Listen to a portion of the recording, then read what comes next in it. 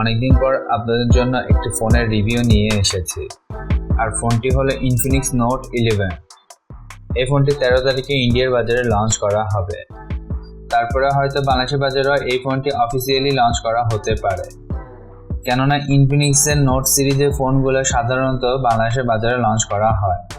তাই পুরো ভিডিও জুড়ে আমি আছি আপনাদের সাথে। Hey guys, Rahat here, welcome to tech anchor point. আরেকটি কথা, আপনি যদি আমার চ্যানেল প্রথম এসে থাকেন তাহলে সাবস্ক্রাইব এবং বেল আইকনে প্রেস করতে ভুলবেন না। প্রথমেই শুরু করছি এই ফোনটির বিল্ড কোয়ালিটি এবং ডিজাইন সম্পর্কে। বিল্ড কোয়ালিটির কথা বলতে গেলে এর ব্যাগে ইউজ করা হয়েছে প্লাস্টিক এবং সাইডে প্লাস্টিক ফ্রেম দেওয়া হয়েছে। তাছাড়া ফ্রন্টে গ্লাসের প্রোটেকশন পাওয়া যাবে। সাধারণত ইনফিনিক্সের ফোনগুলোতে কী ধরনের প্রোটেকশন ইউজ করা হয় তা অফিসিয়ালি মেনশন করা থাকে না, তাই বলা যেতে পারে বিল্ড কোয়ালিটি এই ফোনটিতে ডিসেন্ট দেওয়া হয়েছে। আর ডিজাইনের কথা বলে ব্যাগের টপ লেফটে রেক্ট্যাঙ্গেল শেপের উপর ট্রিপল ক্যামেরা সেটআপ দেওয়া হয়েছে, তার সাথে এলইডি ফ্ল্যাশ দেওয়া হয়েছে এবং ক্যামেরা সেটআপের নিচেই ইনফিনিক্সের ব্র্যান্ডিং দেওয়া হয়েছে। তাছাড়া ফ্রন্টে টপ সেন্টারে ওয়াটার ড্রপ নচ দেওয়া হয়েছে। আর ফোনটিতে বেজেল নিয়ন্ত্রণ করা হয়েছে এবং চেনটাও ঠিকঠাক দেওয়া হয়েছে। এছাড়া কালারের কথা বললে এই ফোনটি 3টি কালারে পাওয়া যাবে, আর কালারগুলো হলো ব্ল্যাক, হোয়াইট এবং ব্লু কালার। তাছাড়া ফোনটি দেখতে ভালো, তাই ওভারঅল ফোনটির বিল্ড কোয়ালিটি এবং ডিজাইনে কোনো ধরনের প্রবলেম ফেস করতে হবে না।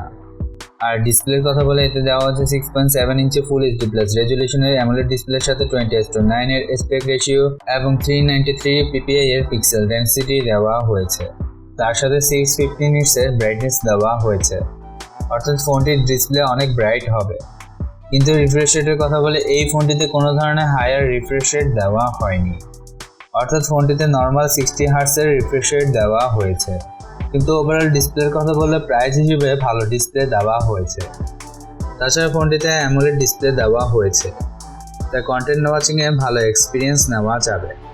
আর ভিডিওটি ভালো লাগলে লাইক করতে ভুলবেন না। এছাড়া পারফরমেন্সের কথা বলে এটি ইউজ করা হয়েছে রিসেন্টলি লঞ্চ করা MediaTek Helio G88 প্রসেসর, যেটি কিনা 4G সাপোর্টেড প্রসেসর, যা 12 ন্যানোমিটারের উপর বানানো হয়েছে।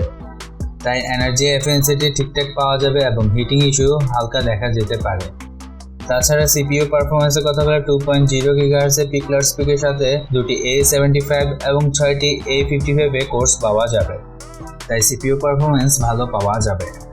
আর গেমিং পারফরমেন্সের কথা বললে ARM G52 MC2 GPU দেওয়া হয়েছে, যা ডুয়েল কোরের GPU, তাই গেমিং পারফরমেন্স ডিসেন্ট পাওয়া যাবে।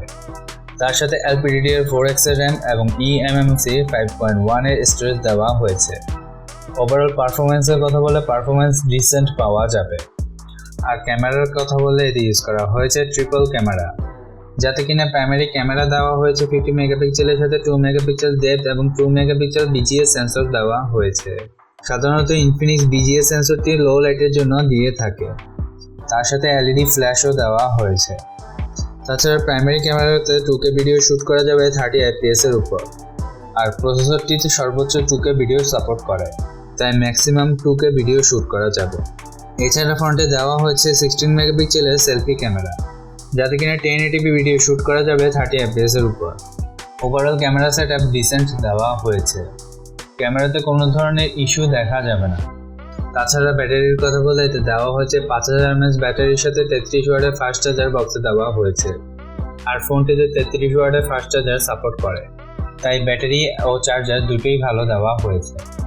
এছাড়া ফোনটি নর্মাল ইউজে 2 থেকে 3 দিন চলে যাবে এবং হেভি ইউজে 1.5 থেকে 2 দিন চলে যাবে। আর টাইপ-সি পোর্ট দেওয়া হয়েছে এবং 3.5mm এর অডিও জ্যাকের কানেকশন দেওয়া হয়েছে।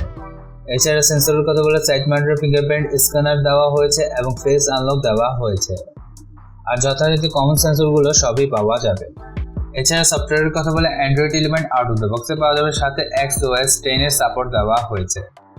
আর XOS 10 কিছুটা আপডেট ভার্সন, তাই ইনফিনিক্সের অন্যান্য ফোনের চেয়ে সফটওয়্যারের এক্সপিরিয়েন্স ভালো পাওয়া যাবে।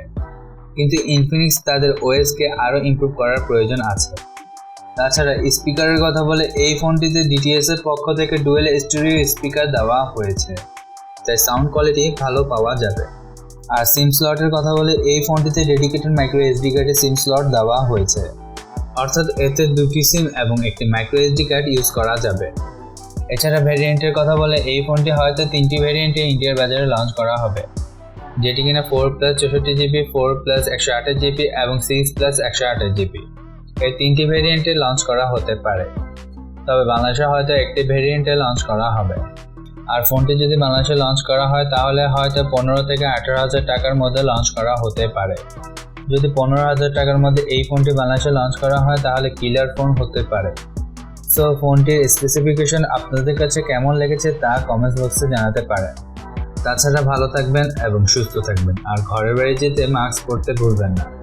বিদায় নিচ্ছি আজকের জন্য, দেখা হবে নতুন কোনো ভিডিওর সাথে। আল্লাহ হাফেজ।